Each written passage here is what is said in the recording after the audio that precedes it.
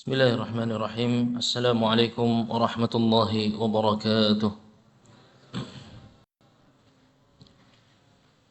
Alhamdulillahi rabbil alamin. Wa sallallahu ala nabiyyina Muhammadin wa ala alihi wa ashabihi ajma'in. Wa man ta'ahum bi ihsanin ila yaumiddin. Wa sallama tasliman katsira, amma ba'd.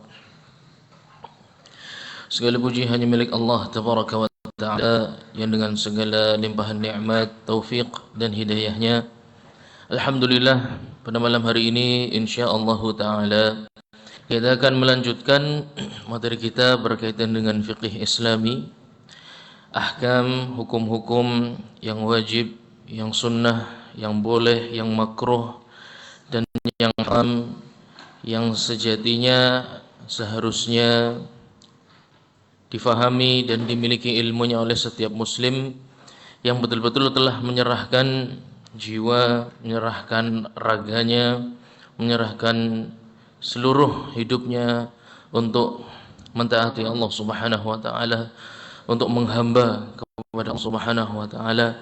Maka perlu bagian untuk mengetahui hal-hal yang diperintahkan oleh Allah Azza wa Jalla dan apa-apa yang dilarang oleh Allah Subhanahu wa taala.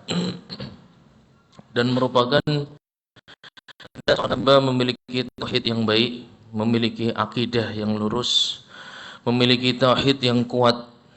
Dia memiliki keinginan yang cukup kuat, memiliki ghirah, memiliki hamasah, memiliki semangat untuk mengetahui statusnya sebagai hamba ini betul-betul diakui oleh Allah Subhanahu wa taala atau hanya klaim dari dirinya pribadi saja.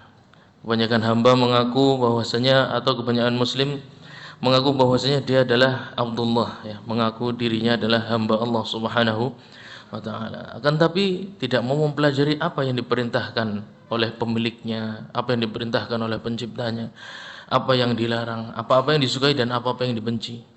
Menunjukkan kesungguhan seorang hamba dalam menghamba kepada Allah Subhanahu wa taala adalah mengetahui perintah dan larangannya. Dan itu yang terkandung dalam fikih Islami.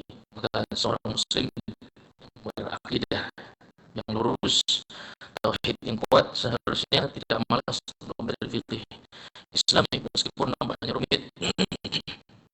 Akan tapi sebenarnya tidak. Yang membuat rumit itu diri kita sendiri, karena mencoba untuk masuk ranah yang kita tidak mampu.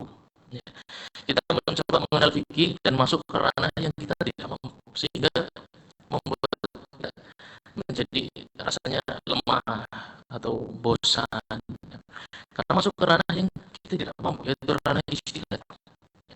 Mencoba memutuskan sendiri, menyimpulkan sendiri ahkam, kemudian bertemu dengan pendapat yang berbeda, bingung lagi. Itu dulu yang saya pribadi alami seperti itu, yang memutuskan, yang membuat salah satu titik balik keputusan saya untuk mempelajari bahasa Arab, mempelajari hukum syariat, itu adalah ketika ingin belajar, kemudian menemukan fatwa yang dikatakan oleh Ustadz A dan Ustadz B itu berbeda.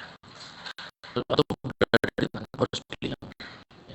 Ketemu Ustadz C beda lagi. Sambil jalan ketemu Ustadz D beda lagi. Atau mau hidup dalam kondisi seperti saya waktu itu berpikir saya menghamba kepada Allah, tapi tidak pernah bersikap jelas. Bergaul dengan kelompok sana, saya menjadi kelompok tersebut. Bergaul dengan kelompok ini, saya menjadi kelompok ini. Duduk dengan Ustaz A, saya ikut fikihnya Ustaz A. Duduk dengan Ustaz B, saya ikut fikihnya Ustaz B. Tanpa pernah yakin, tidak ada keyakinan sama sekali di dalam diri. Sebenarnya benar yang mana itu enggak ada. Bahkan tidak peduli. Ya. Beberapa muslim tidak peduli, menganggap ahkam itu ya, barang sepele lah, itu khilafiyah. Ya. Yang penting tauhidnya bagus, yang penting akidah, yang penting sunnah.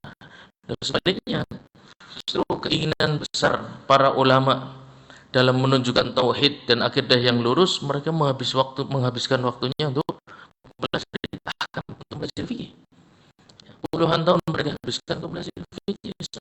Kita generasi yang mutaakhir, generasi akhir zaman, dengan bekal ilmu yang sedikit, justru meremehkan ilmu yang para ulama dulu sangat-sangat mengaguminya.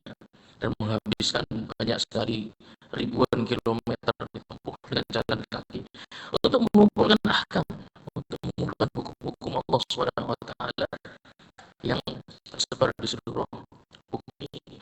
Maka sekalian rahmat Allah Subhanahu wa taala, insyaallah pada malam hari ini kita akan melanjutkan sedikit berkaitan dengan wanita supaya serta berdoa.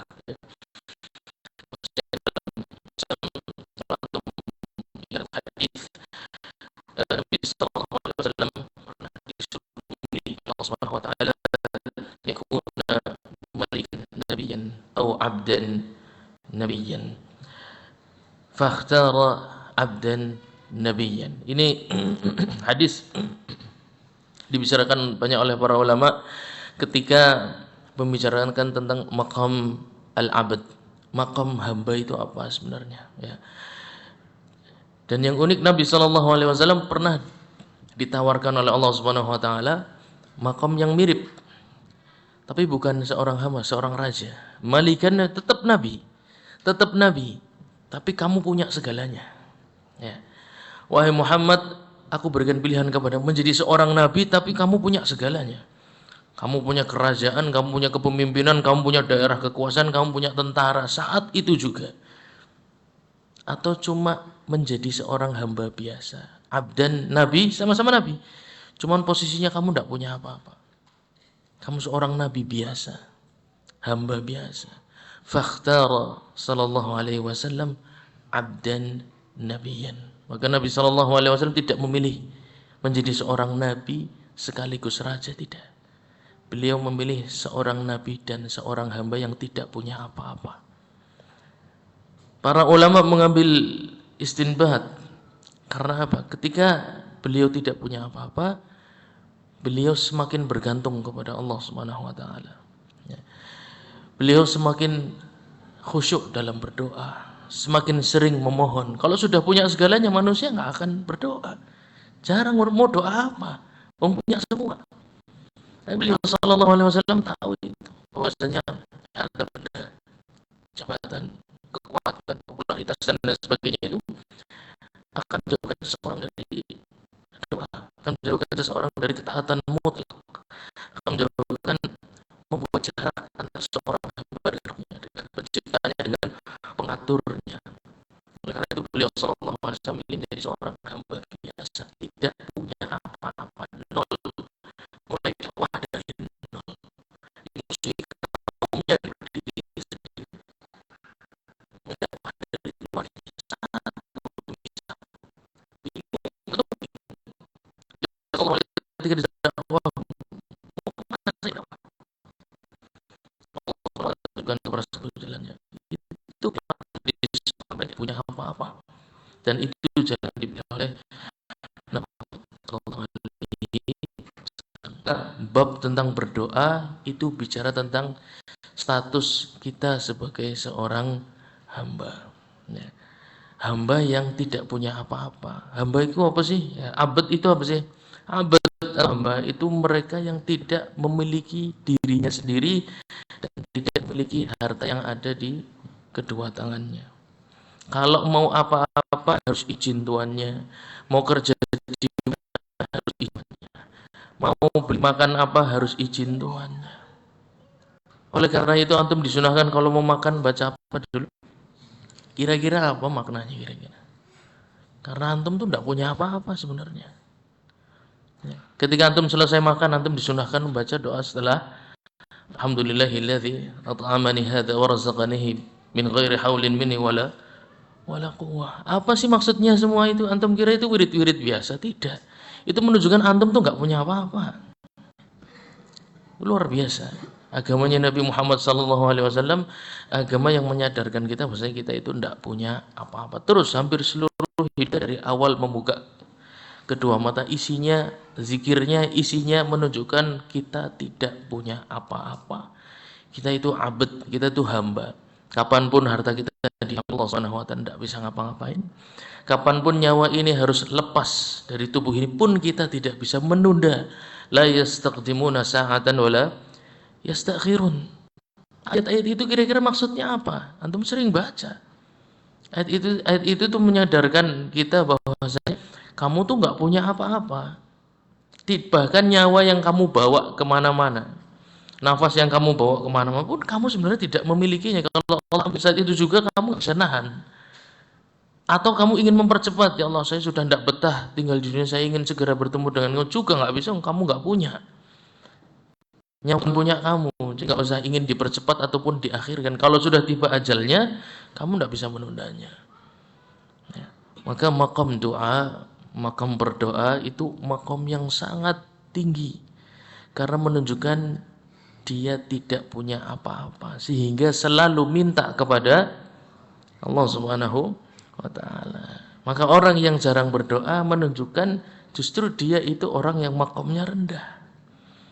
Karena berjarak, karena menjadi jauh, karena menjadi hamba yang lupa akan bahwasanya dia tidak punya apa-apa. Maka banyak sekali hadis menunjukkan innama amwalukum wa auladukum wa amwalukum fitnah, ya. Anak-anak, keluarga, semua perhiasan dunia ini, baik yang makhluk hidup, baik yang benda mati, semuanya fitnah.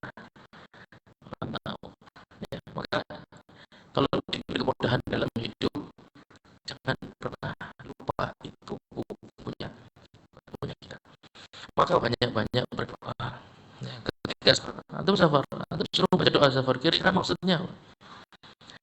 Antum selamatan itu pernah antum jago nyetir atau karena antum matanya tajam, itu murni keselamatan itu milik Allah Subhanahu wa taala. Islam agamanya mengajarkan itu, mengajarkan kita tahu siapa diri kita, semua zikirnya, ayat-ayat dari awal sampai akhir. Ya. Kalau kita di surat Al-Isra, alhamdulillahilladzi asra bi 'abdihi laylan dari Masjidil Haram ila Masjidil Aqsa. Alhamdulillahilladzi asra bi 'abdihi, ya. Segala puji Allah Subhanahu wa taala yang mengisahkan hambanya. Ya, abad. Maka abad itu makam yang tinggi. Semakin antum merasa butuh kepada Allah Subhanahu wa taala, semakin antum merasa fakir kepada Allah Subhanahu wa taala, antum berarti sedang ditinggikan makamnya. Tapi kalau semakin merasa sudah punya semuanya, ya, kemudian jarang mencari waktu-waktu istijabah, kemudian jarang berdoa kepada Allah Subhanahu wa taala dari hati. Kalau lisan saya namanya berdoa, tapi hati apakah berdoa atau tidak?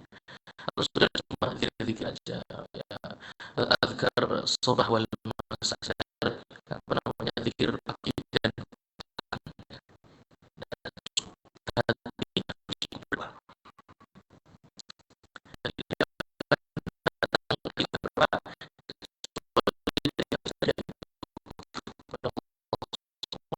Al-Imam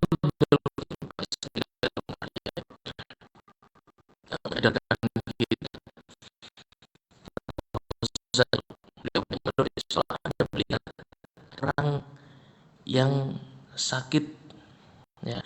Ada orang yang sakit, ketahuilah Anda pun sebenarnya kondisinya sama. Cuma Allah Subhanahu wa taala sedang memberikan Anda kesehatan. Karena Anda pada asalnya adalah mayit, ya enggak? Innaka mayyitun wa innahum mayyitun. Manusia semuanya itu awalnya mati. Dan Allah akan kehidupan dan pasti akan matikan lagi. Kalau antum melihat orang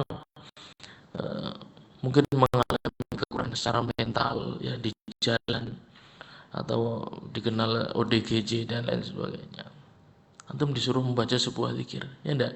Alhamdulillahilladzi afani mimma ibtalahu bihi wa faddalani ala katsirin mimma khalaqa tafdila. Kira-kira apa yang antum tangkap dari doa tersebut?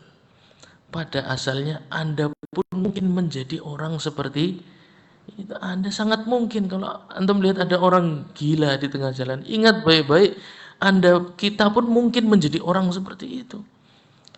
Oleh karena itu doanya alhamdulillah segala puji yang menjadikan kita tidak seperti itu. Pada asalnya mungkin jadi orang seperti itu, sangat mungkin. Maka jemaah sekalian rahmati Allah Subhanahu wa taala, makam berdoa itu makam yang sangat tinggi, menunjukkan dia banyak butuh. Semakin orang sering berdoa, semakin menunjukkan dia itu sadar dia itu siapa. Karena ciri hamba, ciri budak itu banyak minta. Karena dia tidak memiliki dirinya sendiri. Banyak meminta ampun kepada Allah Subhanahu wa taala. Banyak meminta kemudahan dalam menjalankan rangkaian-rangkaian usaha-usahanya setiap hari. Mau berangkat sekolah minta kemudahan, mau berangkat kerja minta kemudahan, sedang bekerja minta kemudahan. Karena tahu bahwasanya saya tidak memiliki kelancaran dan kemudahan kecuali Allah Subhanahu wa taala yang memberikan. Ya, maka kami ingatkan lagi, makam doa itu makam yang sangat tinggi yang dipilih oleh Nabi sallallahu alaihi wasallam. Makam menjadi seorang nabi statusnya tidak punya apa-apa. Dengan itu beliau sallallahu alaihi wasallam banyak berdoa. Maka kita kalau ingin menempuh jalannya beliau sallallahu alaihi wasallam, maka tempuhlah jalan orang yang banyak berdoa. Orang yang banyak berdoa. Berdoa itu apa sih? Berdoa itu minta. Banyak minta itu berarti tidak punya apa-apa. Wis deling-eling wae kuwi. Semakin seorang manusia sadar dia tidak punya apa, maka akan banyak minta kepada Allah Subhanahu. Minta apa saja. Kemudahan, kenikmatan ini jangan berkurang. Minta supaya jangan diuji dengan ujian yang berat. Minta supaya diberi keturunan yang saleh dan saleh. Banyak sekali yang perlu kita minta kepada Allah Subhanahu wa taala. Minta supaya kalaupun ke depan harga barang atau bahan makanan pokok menjulang, semoga hamba masih sanggup untuk makan, semoga hamba masih sanggup untuk minum. Kalaupun suatu hari terjadi musibah, antum mungkin dengar isu tentang apa? Megatrust ya, yang bisa menimbulkan pergeseran lempeng bumi. Seandainya musibah itu terjadi, semoga hamba tergolong manusia-manusia yang selamat. Antum coba antum merasakan ini siang tadi panas banget ya, panas sekali. Saya ingat kayaknya sejak saya sekolah panas itu meningkat ya. Dari tahun ke tahun itu kualitas panas itu semakin berat, semakin menyakitkan. Saya nggak tahu yang akan terjadi 10 tahun, 20 tahun yang akan datang seperti apa. Anak cucu kita akan mengalami isu lingkungan yang seperti apa. Karena memang kenyataan perumahan semakin banyak, karena kebutuhan manusia semakin banyak, dan alam semakin terkikis. Itu nggak bisa dihindari. Kepada Allah Subhanahu wa taala supaya kalaupun zaman berat, semoga hamba termasuk mampu untuk menjalani kehidupan yang seperti itu. Maka jangan lepas dari Allah Subhanahu wa taala. Jangan merasa sudah punya semuanya, karena itu enggak bermanfaat. Meskipun antum punya semuanya, saya yakin. Nah, antum punya semua, tapi jangan merasa itu, karena itu akan membuat kita kehilangan status hamba. Ya, meskipun lisan kita mengaku ana abduk, ya ana ala wa'dika mastata'tu abulaka bi nikmatika alaihi, itu kan di lisan. Ya enggak? Tapi prakteknya gimana? Doa enggak? Prakteknya merasa fakir enggak kepada Allah Subhanahu, merasa butuh enggak dalam setiap langkah kita? Maka bab tentang berdoa itu bab yang sangat penting, menunjukkan kemuliaan seorang mukmin. Kita lanjutkan ya. Wa yuhda bi du'a li hadis. Ya, antum mungkin sering mendengar bahwa adab dalam berdoa itu adalah memaksa ya. Bahasa Tegalnya apa? Ngosek ya, bahasa Tegalnya. Ngosuk, iya, dongane karo ngosuk. Tapi kan itu bahasanya dewek ya. Fuqaha punya bahasa ya. Para fuqaha mencoba memahamkan kita ilhah, meminta dengan memaksa itu menurut bangsa Arab di zaman Nabi sallallahu alaihi wasallam itu kayak apa sih? Ya enggak? Sebenarnya itu ada. Ya, itu ada seperti antum melihat orang yang bertamu. Orang bertamu itu kan karena ada keperluan, ya enggak? Ada keperluan, meminta, ingin ketemu. Ya, ini termasuk permintaan, ingin ketemu dengan pemilik rumah tersebut. Saking ingin bertemunya, ketika diketok kemudian orangnya tidak menjawab, maka dia ketok lagi. Ya enggak? Sampai berapa kali? Iya, itulah ya. Jadi bangsa Arab ketika meminta dengan memaksa sebenarnya ada patokannya. Ya, cuma karena kita ngarang ya, ya, mencoba memahami minta yang maksa tuh kayak apa sih? Akhirnya bahasanya bapak ngusuk, ya kan, macam-macam. Ya, mencoba menerjemahkan sendiri. Padahal para fuqaha sudah menjelaskan. Kitab ini sudah ditulis sejak lama, tapi kita tidak belajar. Ya. Sehingga kemana-mana, memaksa itu yang seperti apa? Kemana-mana, tafsirnya melebar. Ya. Wa yulihud da'i fi du'a li hadits innallaha yuhibbul mulihina fi du'a. Allah Subhanahu wa taala itu suka ketika hambanya yang enggak punya apa-apa kalau minta itu maksa. Ya, kalau minta itu harus kudu. Ya. Wa yukarriruhu ad-du'a thalathan. Ya.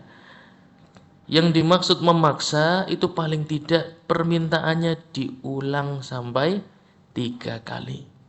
Ya.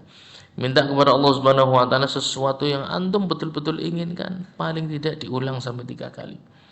Li'annahu naw'un minal ilhah, karena itu permohonan yang memaksa yang terjadi di bangsa Arab di zaman Nabi sallallahu alaihi wasallam. Jadi hadis-hadis itu diterjemahkan kalau sesuai dengan konteksnya itu sederhana sebenarnya.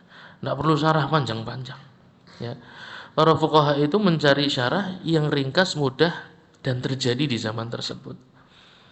Ya, maka permohonan permintaan yang memaksa itu kalau bisa diulang sampai 3 kali. Ya, jangan malu minta kepada Allah Subhanahu wa taala sesuatu. Wa du'a'u sirrun afdal, dan doa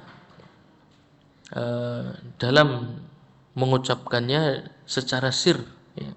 Sir itu batasnya apa? Nah, mendengarkan diri sendiri, bukan orang krungu sama sekali. Ya, engko anggar doa orang krungu sama sekali, antum bisa pindah alam, Pak. Ya, karena terlalu mendayu-dayu, orang krungu, akhirnya bener-bener orang krungu kabeh. Sampai kanca-kancane pada menyat ora krungu. Ya, ternyata wis gari dhewekan masjidil lampune dipateni. Ya, marbotnya sedang jawab karo nyapuni kae garenya ben antum cepet balik. Ya. Maka berdoa dengan sir maksudnya adalah terdengar oleh diri kita sendiri, Jadi bukan yang berteriak, ya. Dan itu terjadi ketika Nabi sallallahu alaihi wasallam berdoa di waktu yang sangat-sangat penting, yaitu sebelum perang Badar Kubra. Ya, beliau berdoa sendiri dalam waktu yang cukup lama sampai sahabat Abu Bakar As-Siddiq radhiyallahu anhu menghampirinya. Dan doanya dilakukan dengan cara yang sir, ya, bukan dengan teriak, ya Allah, wahai Tuhanku, ya ilahi, enggak, ya. Tapi dengan sir. Semakin sir, semakin mudah didengarkan dengan hati.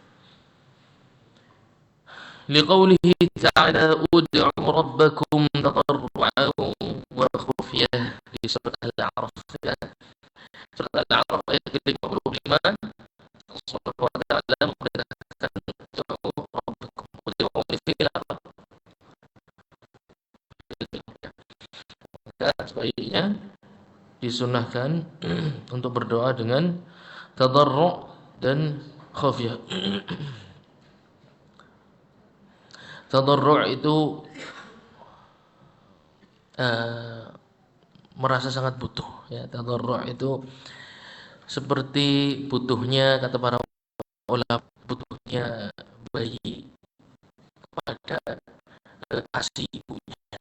Perasaan tadarru' itu seperti perasaan bayi yang kepada ASI, ya nangis, ya maksa, ya betul-betul harus takut, betul-betul itu cuma itu yang bisa menenangkan.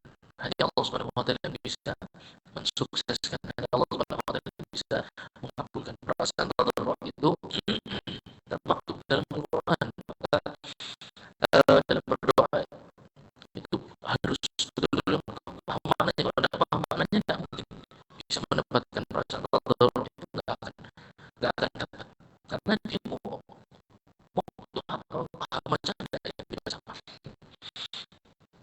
Khofiyah,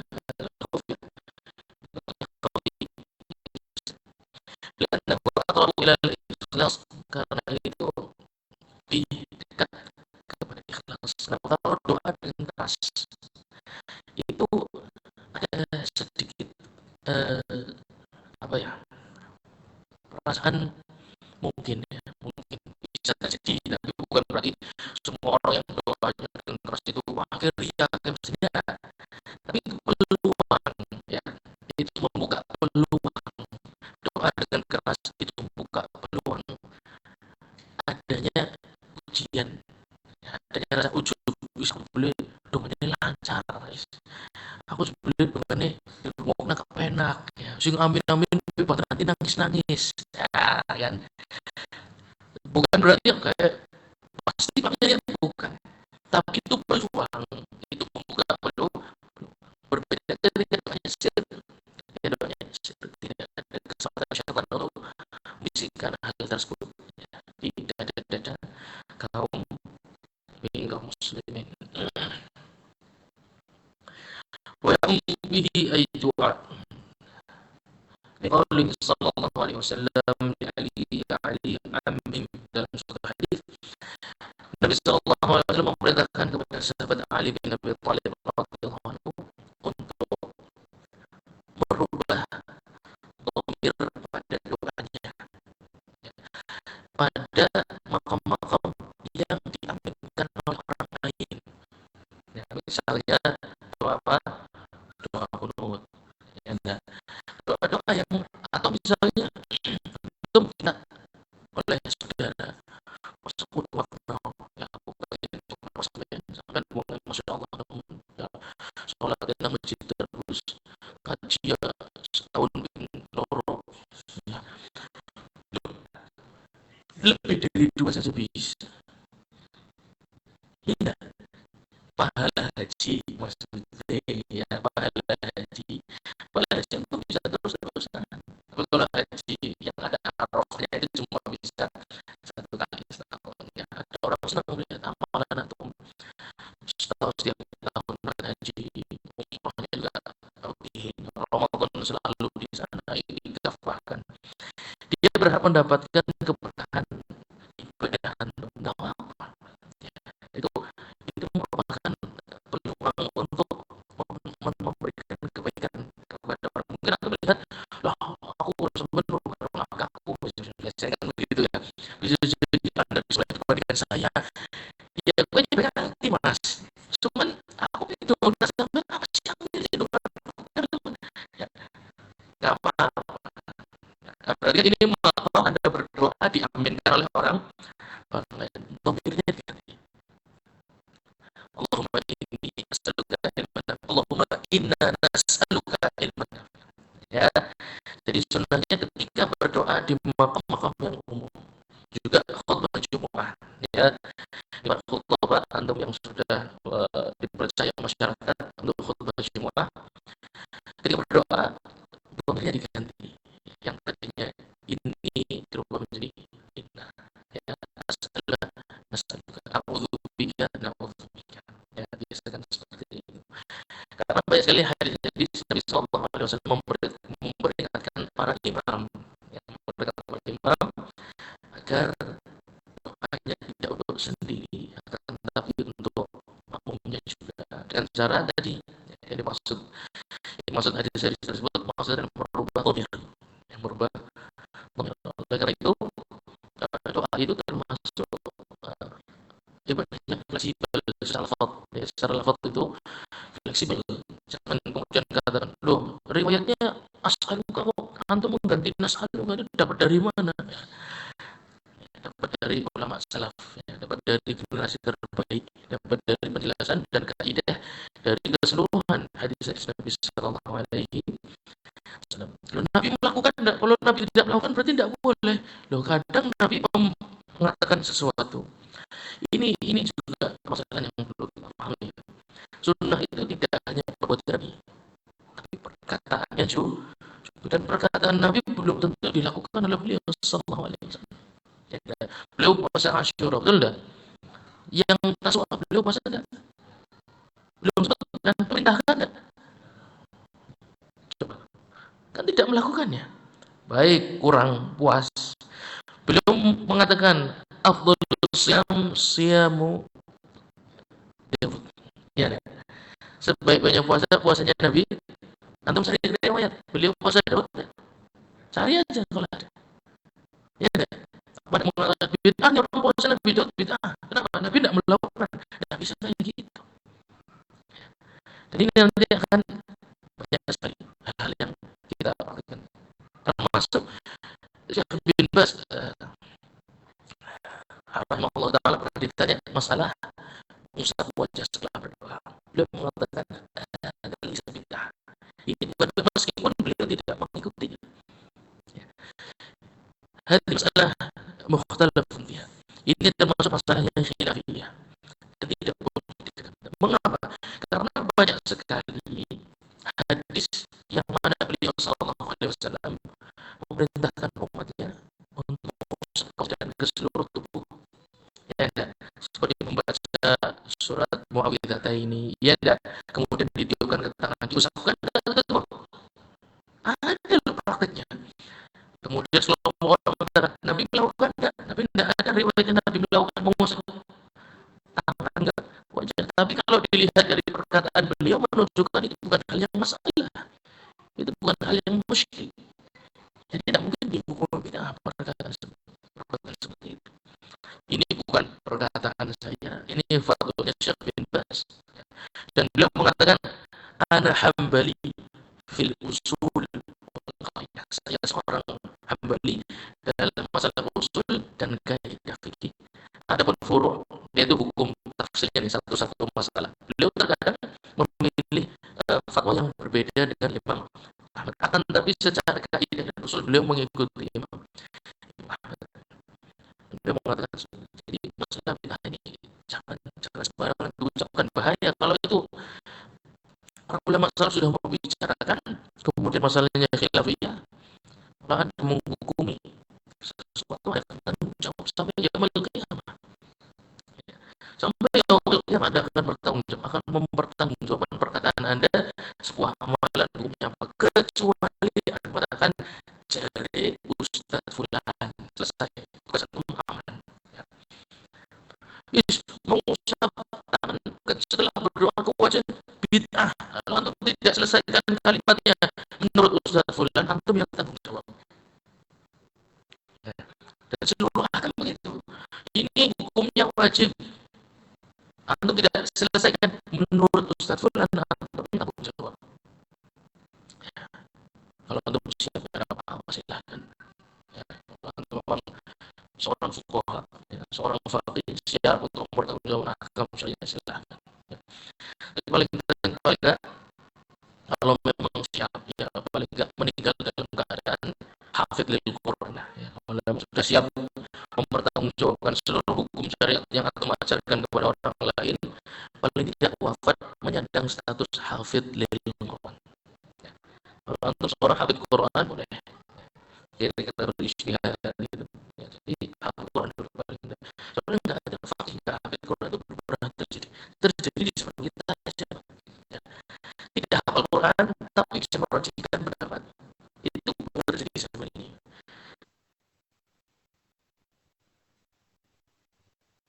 Ya, Imam Ahmad, Imam Syafi'i, Abu Hanifah, Malik hafal Quran dengan beberapa riwayat lagi.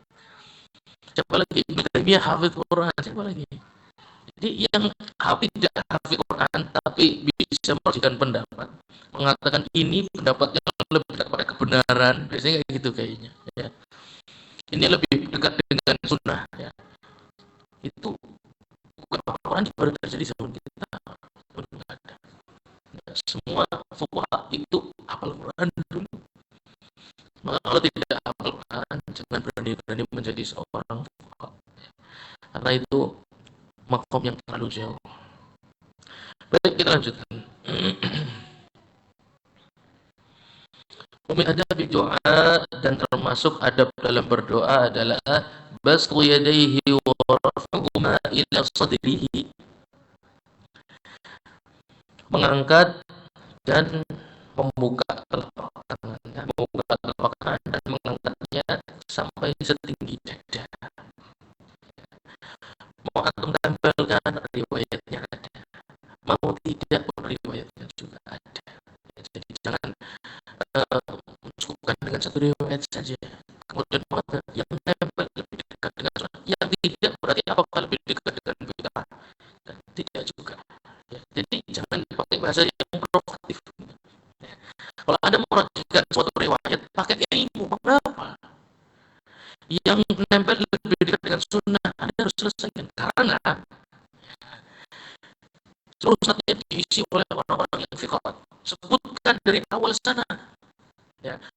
Fulan bin Fulan meriwayatkan hadis ini dari syekhnya bernama Fulan bin Fulan. Dikomentari oleh Imam Fulan adalah perawi yang fiqh. Selesai satu. Orang kedua harus gitu. Kalau cuma lebih dekat dengan sunnah, terus ada siapa kok bisa memutuskan seperti itu? Ya. Memutuskan seperti itu boleh, tapi lengkap ilmunya. Kalau ini karena menurut Imam Fulan yang ini lebih dekat dengan sunnah, ada masalah. Tapi jangan seakan-akan Anda yang hebat gitu. Saya sangat menunjukkan ada yang telah meneliti hukum ini, yang ilmunya sangat bagaikan lautan. Ya.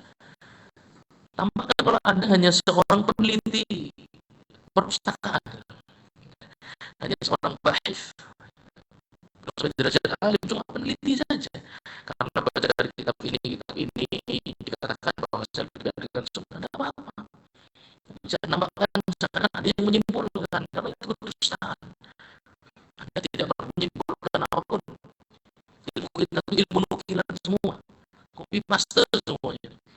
Ya, dari kitabnya para ulama, tidak ada yang kita simpulkan diri secara bahasa, secara makna berdasarkan hadis ini, ayat ini. Tidak ada yang mampu melakukan itu. Itu semua generasi ulama salaf. Kita hanya meniru mereka. Oleh karena itu dinamakan manhaj salaf, mengikuti mereka. Ya, tampakkanlah bahwasanya kita sedang mengikuti mereka. Jangan menampakkan kita seorang mujaddid, ya, seorang pembaru Islam, seorang syaikhul Islam, seorang faqih kabir, asatidz, termasuk kibarnya para ulama. Tidak usah menampakkan begitu. Orang masih pakai kitabnya para ulama, masih numpang. Ya. Saya tidak bermadzhab, tapi usul fikih pakai kitabnya ulama yang bermadzhab. Fikih Hambali. Saya tidak bermadzhab, makanya fikih Syafi'i. Kalau tidak bermadzhab, bikin fikih sendiri dong. Yang hebat gitu loh. Ya. Bikin usul fikih sendiri, gagah. Bikin kaidah fikih sendiri, yang keren. Kalau menunjukkan ada itu seorang ahlul haq, ya.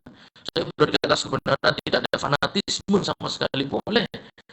Bukan kitab sendiri, tulis kitabmu sendiri. Masih copy paste semua. Itu juga kalau kita ini memang hanya bahasan yang saja. Kita hanya menyampaikan apa yang disampaikan oleh para ulama salaf. Jadi boleh, ya, menentukan ada tidak pernah ada sama. Jangan dia kurus bukan. Ada atau doa ini nempel dong, ya, karena itu yang sunnah. Berarti gini apa gimana? Ada begini lagi. Ya. Ada gini juga.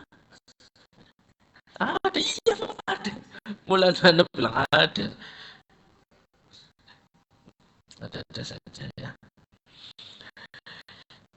Idza sa'altum Allah, dalam sebuah hadis dari Malik bin Yasar marfu', idza sa'altum Allah fas'aluhu bi butuni akuffikum. Ya, kalau kalian meminta kepada Allah Subhanahu wa taala, mintalah dengan adab persis seperti orang sedang nyuwun, ya. Orang yang sedang butuh, ya, tolong nyuwun biasanya sudah koi mas, ya, sini gitu, tidak cuma di sini, ya, baca amin, nggak itu amin amin dokter. Ada begini kita sama, ya, kalau kita sedang mendapat Allah Subhanahu wa taala, maksudnya begitu, maksudnya adalah menunjukkan ada orang yang sedang tidak punya apa-apa, orang fakir yang kapanpun bisa diambil seluruh kenikmatannya, kapanpun bisa diambil kesehatannya, kapanpun bisa diambil popularitasnya, semuanya kapanpun bisa diambil oleh Allah Subhanahu wa taala. Wa takunu yadahu madmumatayni, dan dibuka dan kondisi jari-jari melumum, menempel, bukan begini ya, tidak dibuka tapi tertutup. Dari sahabat Abdullah bin Abbas radhiyallahu anhu, baginda Nabi sallallahu alaihi wasallam, kita da'a dhamma kaffayhi wa ja'ala wutunahuma bima yali wajhihi. Ini yang masyhur. Ya, maksudnya ketika Nabi sallallahu alaihi wasallam berdoa, dhamma kaffayhi, menempelkan kedua tangannya. Ini sunnah, tapi yang lain bukan bid'ah dan tidak perlu dihindari. Ya, ulama ini mengatakan bahwa ini sudah boleh. Ya, tapi yang begini pun juga sudah sama ya. Tapi untuk memperhatikan tadi, penulis menyampaikan riwayat ini menunjukkan beliau ingin menguatkan ya, Syekh Shalal Al-Buti ingin menguatkan riwayat yang ini afdal berarti yang satunya makruh ya, lebih baik gitu, lebih baik, lebih kuat satunya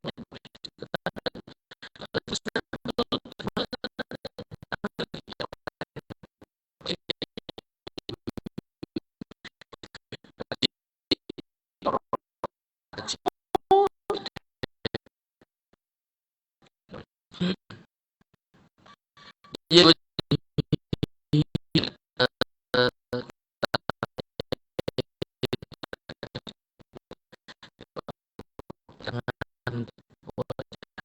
jauh-jauh ya, tangan jangan terjauh-jauh tapi dekat, berada di depan wajahnya beliau sallallahu alaihi wasallam.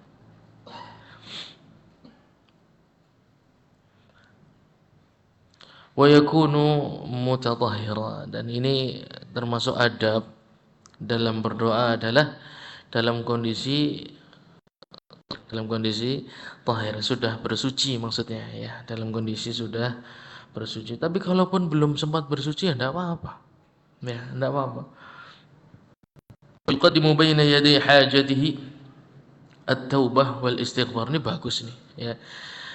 Termasuk adab dalam berdoa itu adalah tobat dan istighfar dulu. Ini kaidah ya, sebuah kaidah. Ada itu qabla at-tahliyah ya. At-takhliyah itu mengosongkan, tahliyah itu menghias. Jadi membersihkan itu lebih utama sebelum menghias ya. Ini sebuah kaidah. Maka dalam berdoa antum doakan untuk menghiasi hidup ini ya. Sebelum bicara tentang permintaan ya, putus dulu perkara-perkara yang menghalangi Anda itu ya. Sehingga doa apapun insyaallah kuat, insyaallah hubungannya dekat ya, dengan ijabah, mudah untuk dikabulkan Allah Subhanahu wa taala. Karena apa? Penyebab terhalangnya doa itu sudah antum singkirkan terlebih dahulu ya. Kotoran-kotoran yang menyebabkan sulit terangkat antum sudah singkirkan dahulu. Termasuk qati'atur rahim, yaitu bermusuhan dengan saudara satu rahim ya. Atau juga di dalam sebuah hadis disampaikan termasuk yang menghalangi terangkatnya amal seseorang karena fulan dan fulan bainahuma syahna. Fulan dan fulan ini di antara mereka ada permusuhan ya. Ada permusuhan itu betul-betul dendam, betul-betul dendam, permusuhan yang saling membenci. Ini menyebabkan amalan tidak terangkat, dan kata para ulama termasuk di dalamnya amalan bulan Ramadan. Kalau itu terjadi dan bulan Ramadan terjadi di dalamnya, maka amalan itu tidak akan pernah terangkat sampai mereka berdua islah, sampai mereka berdua berdamai. Jadi jangan hanya sibuk dengan perkara-perkara yang menghiasi hidup kita saja, tapi perhatikan hal menghalangi terkabulnya doa seseorang. Itu secara umum adalah perbuatan maksiat ya, permusuhan bainal muslimin. Itu hal-hal yang menyebabkan doa tidak terangkat.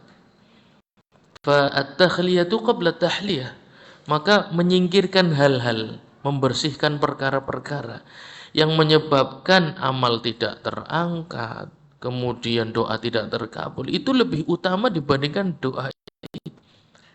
Maka rangkaian doa Anda di awal itu permasalahan tentang taubat dan istighfar dulu. Ya, semua rangkaian doa awalnya adalah pengakuan dosa kita, pengakuan kesalahan-kesalahan kita. Supaya apa? Hal-hal yang menghalangi terkabulnya doa ini bisa dijadikan. Selanjutnya baru antum mau minta doa apa saja, insya Allah Allah mudahkan. Ya. Termasuk perbuatan yang tidak disukai Allah Subhanahu wa taala adalah al-i'radu 'anil ilmi, menjauh dari ilmu, cuek terhadap ta'lim, merasa sudah pintar. Ini perkara-perkara yang dibenci Allah Subhanahu wa taala. Wa man a'rada 'an dzikri fa inna lahu ma'isyatan dhanka wa nahsyuruhu yaumal qiyamati. Karena di dunia dia sudah tidak peduli dengan zikri, dengan peringatan-peringatanku, dengan Quran dan Sunnah, dengan ahkamku, ya, maka dia akan aku buat hidupnya itu sempit. Hartanya banyak tapi hatinya sempit. Luas tapi rasanya kecil, ya. Penghasilannya banyak tapi tidak pernah cukup untuk memenuhi hasrat dia dan keluarganya untuk menghabiskan harta tersebut. Tidak akan pernah ada habisnya. Maka orang-orang yang menjauh dari ilmu, dari ahkam, dari hukum-hukum Allah Subhanahu wa taala, ini justru hidupnya akan sempit, susah dia. Dia kira menjauh dari ilmu ta'lim itu istirahat, tidak. Itu membuat semakin susah. Karena berkurang usia kita, ya. Bertambah usia kita. Bertambah itu berarti berkurang usia, ya. Bertambahnya usia kita penandanya berkurang. Tapi kejahilan kita bertambah, itu kerugian. Jadi secapek apapun kita kalau menemukan jadwal taklim yang sudah rutin kita ikuti, jangan ada perasaan malas, rugi. Ya. Usia kita berkurang, kejahilan kita bertambah, akan menghadapi Allah Subhanahu wa taala mau jawab apa? Oh, saya tidak tahu, bukan tidak tahu, tidak berangkat, bukan tidak tahu. Ya. Ya. Saya tidak paham, saya nggak bisa bahasa Arab. Kelas bahasa Arab banyak, silahkan daftar. Ya, yang online, offline banyak. Ayat-ayat Allah Subhanahu wa taala, Al-Qur'an hujjah.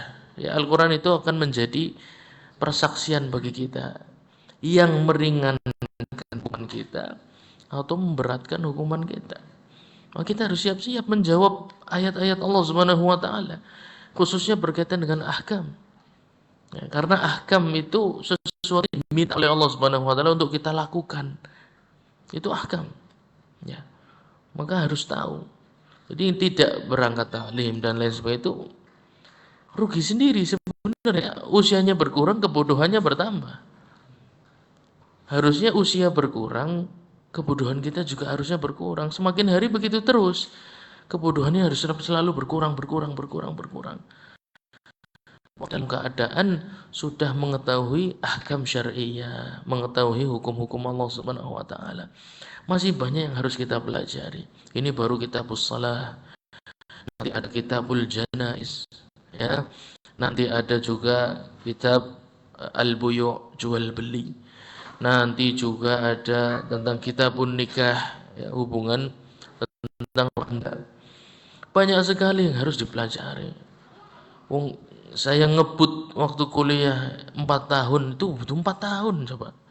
Apalagi kita santai. Saya pernah tawarkan, mau ngebut aja, katanya jangan. Nanti itu. Ya.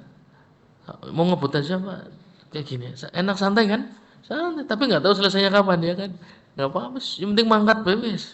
Ya, yang penting berangkat aja tugas antum. Nanti engko be rampung dewek. Ya. Seharusnya tentang ini. Juripun kita buljana isis engko anjuk kita buljana jangan khawatir, ya. Antum jangan khawatir. Sampai kapan ya? Saya juga nggak tahu kapan ya. Wa yad'u bi du'ain ma'hudin. Ini bagus juga nih, ya. Dalam berdoa utamakan, bukan berarti yang selainnya tidak utama. Utamakan doa-doa yang ma'thur, doa-doa yang ada asarnya, yang ada asarnya. Ya. Imma minal Quran, dari Quran boleh. Ya. Imma minas sunnah, atau dari sunnah Nabi Muhammad SAW juga boleh. Au anis sahabah, atau dari sahabat. Ini dalam bab doa itu luas ya. Jadi jangan dipersempit. Seperti misalnya doa berbuka puasa. Doa berbuka puasa apa? Yang terkenal apa? Allahumma laka sumtu wa bika wa ala rizqika aftartu bi rahmatika ya arhamar rahimin. Bid'ah, ya kan? Hukumnya bid'ah. Waduh, saya mau tanya, kalau saya mau buka puasa, ya Allah, terima kasih Kau telah memberikan kepadaku makanan dan minuman untuk aku berbuka puasa. Kenapa nggak ada yang ngomong bid'ah? Kan Nabi nggak pakai bahasa Indonesia. Iya enggak? Berarti gimana coba? Doa pakai bahasa Indonesia boleh nggak sih? Boleh tuh? Boleh. Lalu kenapa pakai bahasa Arab jadi bid'ah? Iya enggak? Pakai bahasa Indonesia aja boleh. Hanya saja memang ya sebaiknya jadi yang sunnah, bukan berarti lawannya bid'ah ini loh. Ini ketika saya mengatakan sunnah dalam ahkam, bukan lawannya bukan bid'ah. Ya, lawannya adalah yang boleh tapi derajatnya tidak sunnah. Ya, derajatnya tidak sunnah tapi boleh juga. Jadi ketika ada orang buka puasa, bisanya doanya itu. Wetenge wis ngelih, gulune wis isi ditaklim karo antum pan buka puasa be taklim disit. Mbok yuk biarin dulu berdoa, minum, baru ngobrol santai loh. Ya kan bisa nanti. Apa harus saat itu juga? Nggak harus juga. Jadi jadi kita tuh mau buka puasa canggung gitu loh. Ya, takut salah. Doa pakai bahasa Indonesia aja boleh, pakai bahasa Jawa aja boleh kok. Akan tetapi memang kalau punya doa yang maksur silahkan, ya nggak ada masalah. Nanti ada loh di Raudhul Murbi disampaikan doa berbuka puasa dari para sahabat. Salah satunya Allahumma lakas sumtu. Allahumma lakas sumtu itu doa yang mauquf, ya sanadnya berhenti di para sahabat boleh, ya, karena para sahabat lebih afdol daripada kita. Daripada saya ngarang doa sendiri, lebih baik pakai lafadznya para sahabat. Apa masalahnya? Ya, lafadz doa itu sangat sangat fleksibel. Ya, tapi kalau memang punya yang sanadnya baik itu lebih bagus. Ya. Awanis sahabat, awanis tabiin, boleh juga doa pakai doa yang dibaca oleh para tabiin. Karena mereka lebih afdal dari kita jelas. Itu resiko manhaj salaf. Yang tanya dari siapa, bukan dari siapa. Kalau anda mengikuti manhaj salaf ya begitu. Para sahabat itu lebih afdal dari kita. Para tabiin itu lebih afdal dari kita. Para tabiut tabiin itu lebih afdal dari kita. Selesai, itu manhaj salaf. Antum terima tidak terima memang begitu. Itulah Ahlussunnah wal Jamaah seperti itu. Awil a'immah al-masyhurin, atau para imam-imam yang diakui, yang masyhur, yang diakui oleh para ulama dunia. Wa yakunu jami'an, ya usahakan doa tersebut mampu merangkum banyak perkara. Maksud doa yang apa ya? Nanti pas konteks yang kita sampaikan. Tidak termasuk disunahkan berdoa itu dengan adab yang baik. Dengan adab yang baik itu yang gimana sih? Gimana? Kira-kira dengan adab yang baik itu berdoa itu minta antum meminta. Jadi belum dengan adab yang bagus bagaimana? Antum bertamu kira-kira ya, kepada orang yang punya status sosial lebih tinggi, ya, kemampuan lebih dalam keadaan suci. Berarti kalau sehari-hari ya sikapi, ya pertama ya pakai pakaian yang bagus, ada hajatan mudah orang aja memang itu rambut dan tolongnya aduh deleng sepet matanya lah teh maning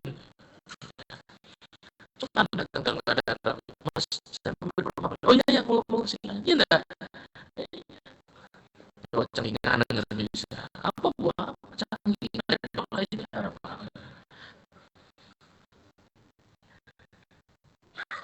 Maka dalam itu yang tadi menyimpulkan ya, kalau hubungan dengan Allah Subhanahu wa taala yang baik, kondisi tubuh yang baik ya bersuci.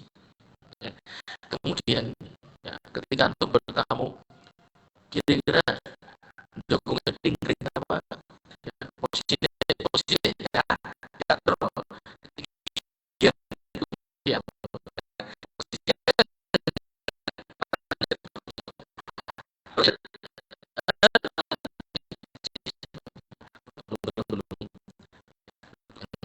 sama kepada Allah Subhanahu wa taala pun posisi duduknya diatur yang betul. Kayak orang minta betul, ya. Bita'addub dengan adab hayatihi wa alfadhihi. Hay'ah itu bentuk ya, bentuk posisi kita dalam berdoa, posisi duduknya, posisi tangannya, kakinya, semua tubuh kita diatur seperti orang-orang yang sedang yang butuh bantuan, miskin, fakir, tidak punya apa-apa. Wa alfadhihi, ya, ucapkan dengan ucapan yang ya, sopan, ucapan yang sopan.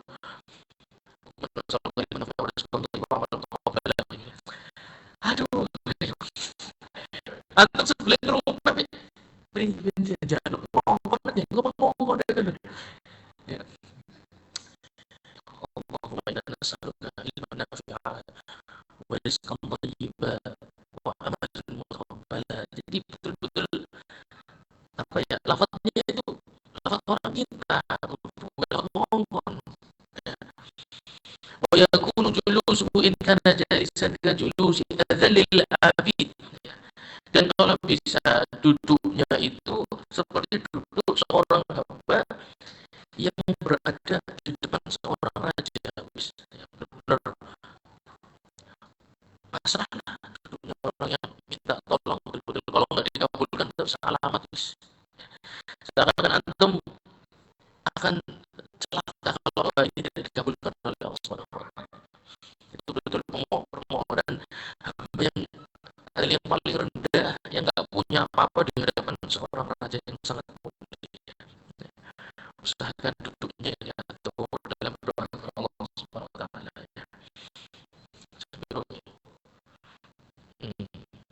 Khusyuk, dan usaha juga dalam berdoa itu ada kekhusyukan. Khusyuk itu rasa takut ya, pada khudu' ya, mau diapain aja aku pasrah ya Allah, tapi tolong permohonan gue ditolong.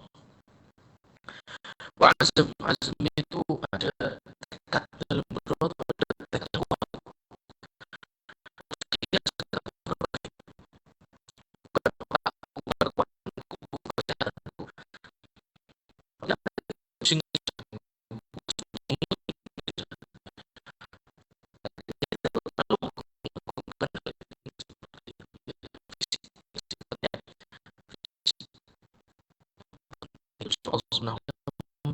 Allah SWT itu yang paling penting. Oleh karena itu ketika di Saudi para thalabul ilmi itu ndak terlalu banyak bertanya tentang kesehatan. Ahamu syi'as sihah, ndak ada ngomong begitu. Sing paling penting ente sehat ya, enggak ada. Kaifa anta ma'al ilm? Tuh, thalabul ilmi kalau tanya gitu, ya. Kamu gimana ilmunya sekarang sampai mana? Ya. Taklimnya sudah sampai mana? Sudah belajar apa? Beda thalabul ilmi tidak bicara tentang perkara-perkara yang zahir, yang duniawi tidak. Saya kerja nang di per bulan dapat berapa? Kadang kan sampai nyorok sampai ke sana ya pertanyaannya ya. Buat apa pertanyaan seperti itu? Tidak ada faedahnya. Ditanya juga bingung mau jawab. Takkan ngerti engkau jaluk utang. Ya. Orang takkan ngerti ini orang aja, ini orang gaul. Ya, kaku, Islam kaku, ya. Garing, takoni apa-apa mencerengah-cerengah stok, ya. Bingung kan? Mengurus ada tekad kuat dalam berdoa. Tekad kuat maksudnya ini yang ini senjataku yang terkuat. Ya. Dalam berkarir, berusaha, dalam berkeluarga, dalam beribadah, senjataku yang paling kuat ya berdoa. Enggak ada lagi. Dalam menghafal Quran bukan kecerdasan, kayak wong pinter. Quran apal nempel kabeh, bukan. Bisa jadi dia doanya lebih kuat daripada kita. Bisa jadi minta kepada Allah lebih tulus daripada kita. Azam tekadnya ketika berdoa itu lebih kuat dibandingkan kita. Makanya Allah mudahkan. Is kayak anggar apalan hadis bisa nempel. Saking nempelnya ditokna orang bisa. Jeruk di, di luar kepala. Di luar kepala, apalagi di luar kepala ya. Ini dalam kepala tidak bisa dikeluarkan sama sekali. Ditakoni orang bisa metu sama sekali. Ya. Antum kadang kagum dengan kecerdasan orang. Antum jangan dikira dia itu mungkin tidurnya lebih sedikit dari kita. Ketika berdoa lebih tulus, lebih tekad doanya lebih kuat. Makanya Allah berikan. Ya. Terus kayak usahanya maju, wongnya pinter dagang, bukan. Bisa jadi tadi itu loh. Tekad doanya, kemauannya ketika berdoa itu kuat banget. Itulah yang Allah ganjar dengan jawaban. Karena tekadnya ketika berdoa sangat kuat. Yakin ini senjataku yang paling hebat adalah doa. Aku sehat ya karena doaku ini. Karena Allah Subhanahu wa taala mengabulkan doaku. Aku dimudahkan untuk memahami syariat Islam bukan karena saya pintar, bukan. Tapi karena aku berdoa mengabulkan doaku itu. Ya, jadi ada tekad kuat bahwasanya ini adalah senjataku yang terbaik, yaitu berdoa. Wa raghbah, ya, raghbah ada harapan bahwasanya dijabah oleh Allah Subhanahu wa taala. Dalam sebuah hadis Nabi sallallahu alaihi wasallam, ini hadis yang penting ya, kita tutup dengan hadis ini insyaallah. Bermasalah doa kita sambung di pertemuan yang akan datang. La yustajabu min qalbin ghafil, rawahu Ahmad, ya. Oleh Imam Ahmad bahwasanya doa itu tidak mungkin terkabul, wis tidak mungkin. Jadi jangan harap terkabul ya, tidak mungkin. La yustajab fi'il mudhari menunjukkan tajaddud. Pan ngesuk tahun ngarep pada baik hasilnya tidak terkabul. La yustajab min qalbin ghafil, doa yang diucapkan oleh orang yang hatinya lalai, yang tadi ya, tidak paham doanya apa, adabnya tidak ada, khusyuknya enggak ada, tunduknya enggak ada, tekadnya enggak ada, harapannya enggak ada, adabnya enggak ada. Enggak akan tercapai doa Anda kalau itu caranya. Karena hatinya lalai ketika berdoa. Bukan hati hamba yang butuh loh, tapi hati hamba sing donga mau pantes-pantes. Ya, bukan karena doa karena kebutuhan. Tapi doanya sekedarnya zikir pagi, zikir petang ya, untuk ya ngisi waktu lah. Ya, ben kerjane istirahatnya mandan suwe. Ya, zikire sing dawa-dawa ya. Benang masjid jagungnya mandan suwe dideleng wong liya kan kepenak. Nang masjid terus, nang masjid anggar jagung suwe ya. Padahal ketika berdoa tidak ada yang dia paham, dia maca apa berang ngerti. Nah, ini dia muskilahnya kita. Kita sibuk dengan perkara-perkara yang zahir. Bahkan judul-judul kajian saya juga bingung. Anda ingin Anda ingin kaya, doa ini. Ya. Kemudian datangkan riwayat hadis dari sahabat. Iya, sahabat ketika berdoa paham dan adabnya dilaksanakan. Itu ada di dalam kitab Ad-Da' wa Dawa. Antum perhati, itu awal permasalahan dalam doa. Orang mengira ketika doa itu mustajab dibaca oleh seorang fulan. Kemudian ketika kita mengikutinya juga mustajab, belum tentu. Mengapa? Karena tadi fulan itu berdoa dengan seluruh adab, dengan seluruh nahnya, dengan seluruh maknanya, penghayatannya. Lah Anda cuma ikut-ikutan terus pengen mustajab. Terus juga memotong segala perkara yang menyebabkan doa tidak terangkat. Dosa-dosa stop, maksiat stop, perpecahan kebencian dengan sama muslim stop, semuanya. Yang begitu-begitu tidak diperhatikan. Maunya karena ada sahabat baca doa ini kaya. Iya, sahabat itu melaksanakan perkara-perkara sekitar doa itu, bukan hanya doanya saja. Ini yang jarang dilihat gitu. Anda ingin memiliki keturunan soleh-solihat, bacalah doa ini. Ini berdasarkan riwayat. Iya, saya tahu itu berdasarkan riwayat ini dan itu saya paham sekali. Tapi sahabat yang baca doa itu kualitas dengan kita. Kualitas penghayatan doanya beda. Terus berarti orang doa baik bukan. Tapi jadilah seorang pendoa layaknya seorang sahabat. Berdoalah layaknya seorang sahabat. Ya, bukan hanya cari fadilahnya saja. Anda ingin usaha Anda sukses, amalkan hadis ini. Nah, gimik tok wis isine wis. Ya. Ini ustadz apa pedagang? Nah begitu. Kenapa Nabi bisa begitu? Karena paham Nabi yang dihadapi. Loh, Nabi kan begitu? Iya. Karena beliau Shallallahu Alaihi Wasallam tahu yang dihadapi para sahabat. Yang pertama ahli dalam bahasa Arab. Maksudnya tahu yang diucapkan apa, di hati munculnya apa itu sudah jadi. Jadi benar. Beliau Shallallahu Alaihi Wasallam mengajarkan doa, sahabat mengamalkan, kejadian benar. Terus kita ingin tiru diri kita, ya. Belum tentu, sangat jauh. Kesungguhannya, tekadnya, keimanannya, menjauhkan diri dari maksiat masih jauh. Apalagi zaman dulu belum ada Facebook, belum ada Twitter, YouTube, ya belum ada ya berita-berita media sosial, ya jauh lah. Ya mengajarkan lafaz doa tersebut bagus supaya doa kita tadi maksur, ya. Tapi jangan digimik begitu, jamaahnya rame. Anggar ben sugih teka pengajian kae. Lah, jangan gitu. Hah? Iya, magnet rezeki.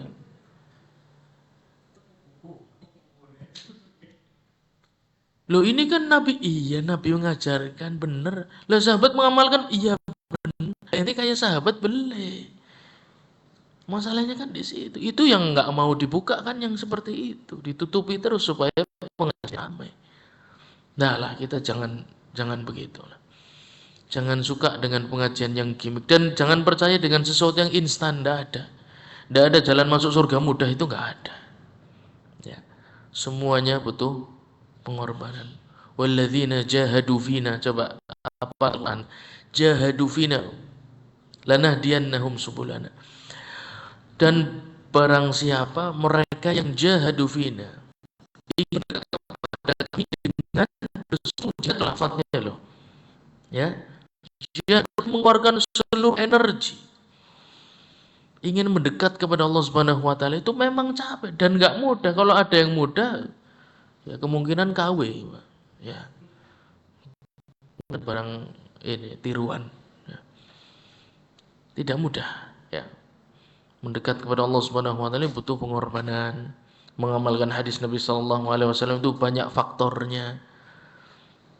Khawatirnya apa? Gimik-gimik begitu. Khawatirnya sudah diamalkan tidak terkabul. Akhirnya mandek beramal, mandek berdoa. Karena tadi targetnya gimik-gimik seperti itu. Anda ingin memiliki keturunan menghafal Quran, bacalah doa ini. Waduh, bahaya. Dengar ya?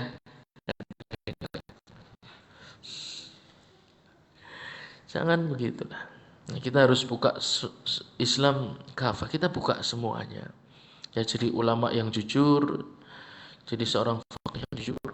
Ya, Imam Ibnul Qayyim dari awal kitab Ad-Dawa itu pertama tentang masalah doa luar biasa. Beliau mengatakan luar biasa. Itu perkara yang banyak ditutupi oleh para dai. Ya. Karena kalau ketahuan orang malas. Orang tuh malas kalau disuruh ngaji rumit-rumit, pengennya teka, dosanya diampuni, balik sugih. Ini nah, enggak mau. Beribadah itu harus belajar dulu. Ayatnya dihafal dulu, enggak mau. Rumit-rumit enggak. Orang Islam tahu bahwasanya mendekat kepada Allah Subhanahu wa taala itu jihad, perjalanan panjang dan melelahkan. Maka jangan cari jalan-jalan yang mudah. Kemudian jalannya itu salah. Nah, karena para ulama menempuh jalan yang berat ada. Ulama menempuh jalan yang mudah itu semuanya sulit. Para sahabat pun sama, semuanya sulit jalannya. Sulit itu maksudnya gitu. Tantangannya banyak. Kalau antum merasa di jalan yang benar kemudian mudah, kemungkinan salah jalan. jahadu fina walladzina jahadu fina, mereka yang berjihad sungguh-sungguh merasa energi terbaik, jiwa, tenaga, pikiran, hati, semua dikorbankan untuk memahami perintah dan larangan Allah Subhanahu. Insyaallah kita akan sudah pertemuan yang akan datang. Semoga sedikit manfaat kita semua. Kita tutup podcast kita.